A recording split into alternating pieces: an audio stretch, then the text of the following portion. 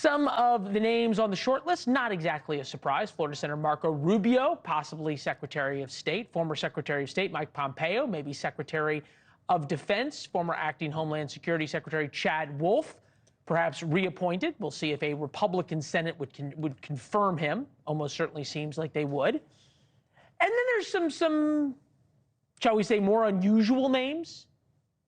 Steve Bannon, conspiracy nut Laura Loomer. Robert F. Kennedy Jr. has already drawn an awful lot of criticism and intense focus. And then what's going to happen with Elon Musk? Reasonable people can agree. Well, we'll see whether or not these names end up hurting Donald Trump. Peter Navarro was there for the first Trump administration. Trump's former director of the Office of Trade and Manufacturing Policy is with us now. Peter, it is good to see you in his trademark red tie. How is Trump 2.0's cabinet and senior staff going to look different than Trump 1.0?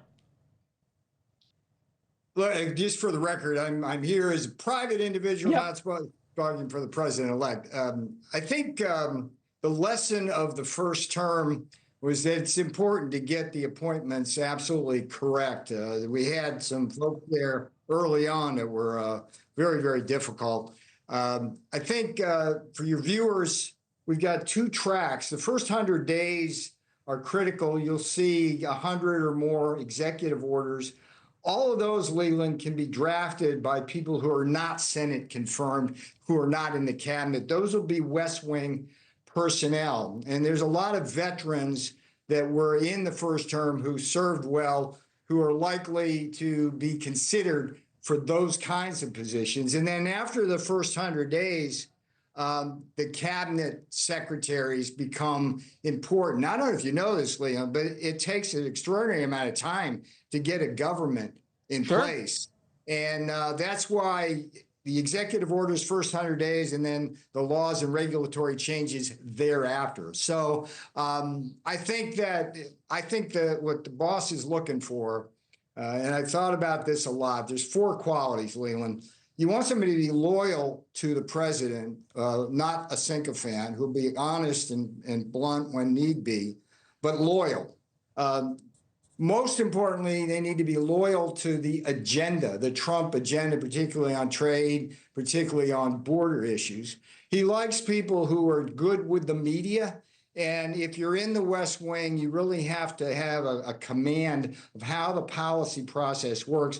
So if he says, I want an executive order on men out of women's sports tomorrow, you need to be able to know how to do that. Okay. So those are the qualities I think he's going to look for. Like I say, there's a lot of veterans there. I think there's going to be a battle between the MAGA folks and the Wall Street folks.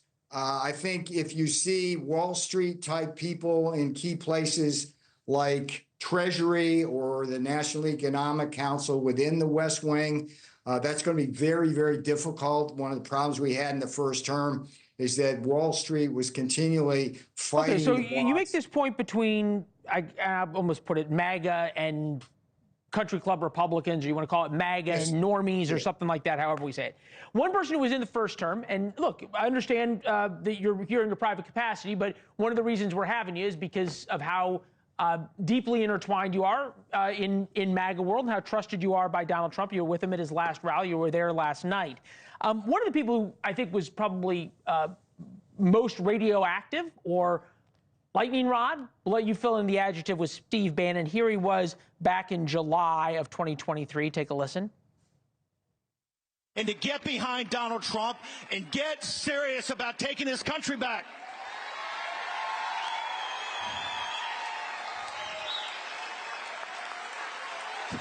This is a crusade. This is a holy war against the deep state. Donald Trump is our instrument for retribution. I don't need to tell you, Peter, that there's a lot of parts of, and I'll use this term pejoratively, but of the media that are quite anti-Donald Trump. Not that they don't cover him fairly, that they cover him unfairly. Are there enough people that have said things in Trump's defense or in support of Donald Trump, like that statement, that if they come into the administration, that will be the only focus. And you know better than anybody, if you are a distraction, then you are not serving the president. I think it's really important to understand this difference between the Republicans in name only, kind of old Wall Street pinstripe Republicans, and what Donald Trump stands for. Donald Trump is all for the lower tax burden on middle-class families. He's all for reducing regulations. That's pure Wall Street Republicanism. But what separates him is three things. It's American manufacturing here on domestic soil, benefiting Black, brown, and blue-collar Americans. It's secure borders for both economic and national security. And it's an end to endless wars. And that's all MAGA. All right. I got 1, 2, and 3, Peter. That's not crazy stuff. Okay. No, you got through 1, 2, and 3. I hear you. Thanks for watching. Go to joinnn.com to find NewsNation on your television provider. And don't forget to click the red subscribe button below to get more of NewsNation's fact-driven, unbiased coverage.